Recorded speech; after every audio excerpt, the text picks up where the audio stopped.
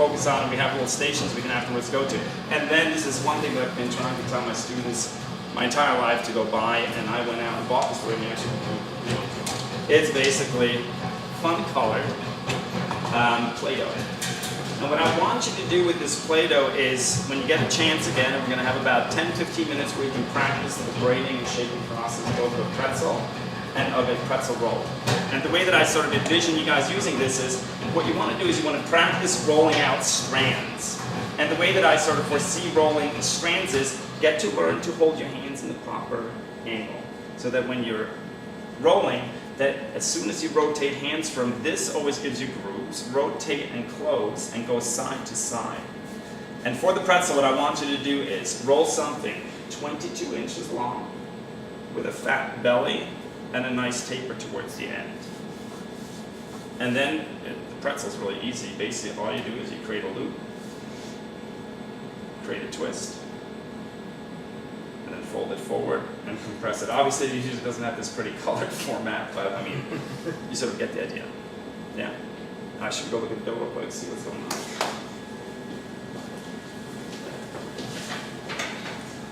So, who's pulled the window? Do you guys? Yes. Yeah, you want to try it? Take a piece of dough, feel the dough, because to me, baking is a real tactile kind of experience. You should really not be afraid of it. It's not going to fly you.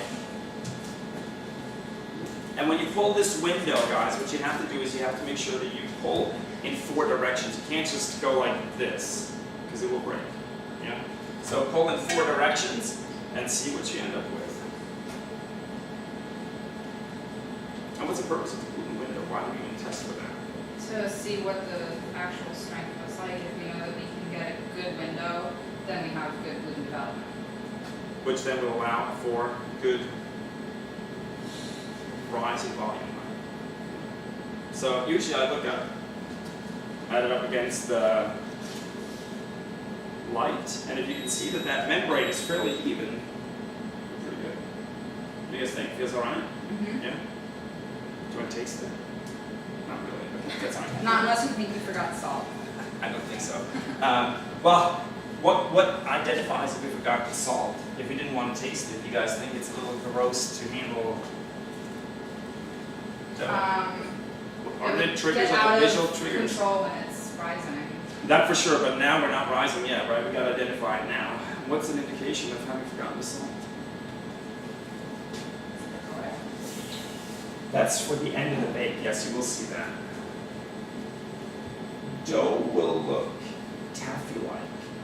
It will be almost slimy a little bit. It doesn't have the structural strength because the proteins are pulled together with the salt.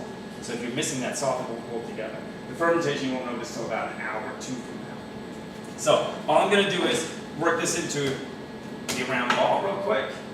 We're going to let it set in a perfect world for maybe 10 minutes, but we're going to push this thing just a little bit so we can get it all done in time. So what we're going to do is we're going to divide it, and then while you guys will practice the braiding components, we'll let it set at that point. So the easiest way to divide something like this is obviously using the dividing line. You guys like these? Yeah. I think in my shop, it's my favorite piece of equipment. It's the most expensive equipment that I ever bought, but it saves so much time, right? Because I can instantaneously divide something into how many parts usually? Most American things are, what? Dozens, and usually a dough divider is always in 36. Excellent, good answer. So 36. But you can get different heads on these things to sort of do this. One thing that I usually do when I get to this point, I don't push on the surface. It almost creates like a little traction and prohibits the dough from sort of sliding out. So I just sort of push it on the table, go right to town. Do you guys know what the difference is between a lean dough and an enriched dough? Who wants to take a shot at that one? Enriched doughs are higher in fat. Absolutely, higher in fat, and one other key. Sugar. Absolutely, those two things are the trigger that's going to set you off to the point where mixing and handling the dough changes completely. So this would fall into the lean dough category. There's no additional sugar. I mean, you can say the malt is a sweetener, but not to the point of where you have to be concerned in regards to tenderization of your flours. So we take the dough, we push it out to what I call the circle of friends. You know, make sure you don't go beyond that circle, because if you go beyond it, when the divider head comes down, it's not going to be a pretty sight.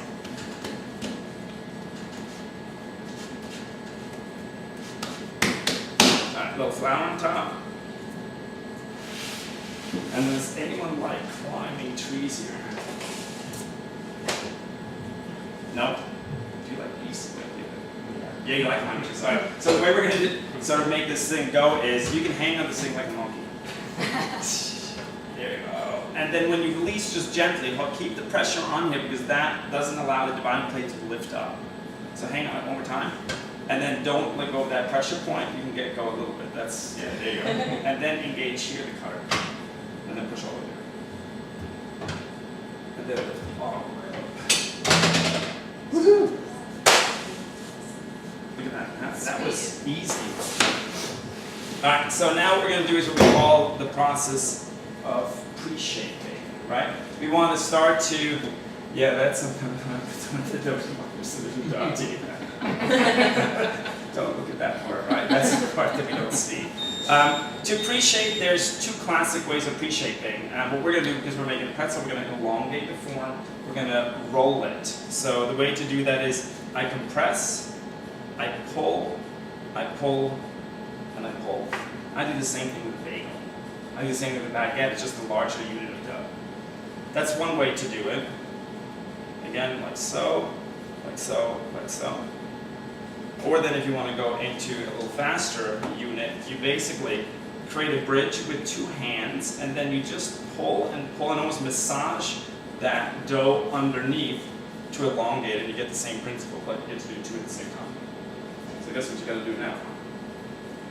Let's pre-shape these things. All right, so take a couple of these and just start to elongate them, whichever way is most convenient for you.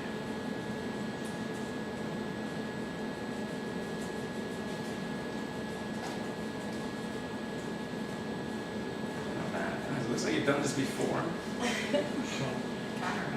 You kind of remember this? You're doing it actually backwards, which is okay. You can go either way with this thing. There's not one right solution. What you're trying to do is just build strength on that outer membrane. So what you do is you're pushing as opposed to pulling, but the end result is the exact same thing.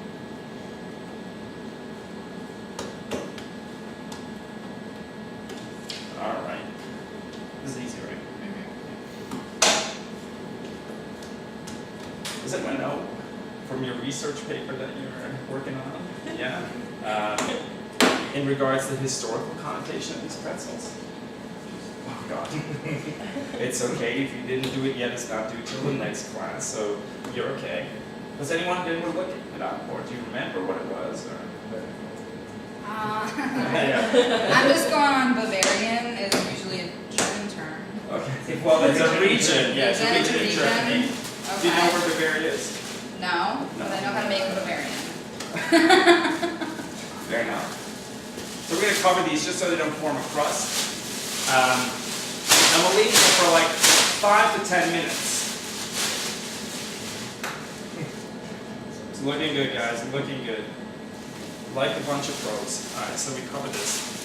Sometimes what I'll do too is if it's really dry, and it feels pretty dry in here right now. At least for me, it feels pretty dry. Spray with a little water mist and then cover them just to keep the hydration back here, because if you form a crust at this point, you can't extend it anymore. So that's really important that you pay attention to that crust forming ability. Crust is great in the oven, terrible during the shaping process. So, Bavaria, southern region of Germany. Right? Traditionally, when you eat pretzels in Bavaria, it has to be consumed before the strike of noon. And it has to be paired with sausage, honey mustard, beer, and pretzel. That's the traditional meal.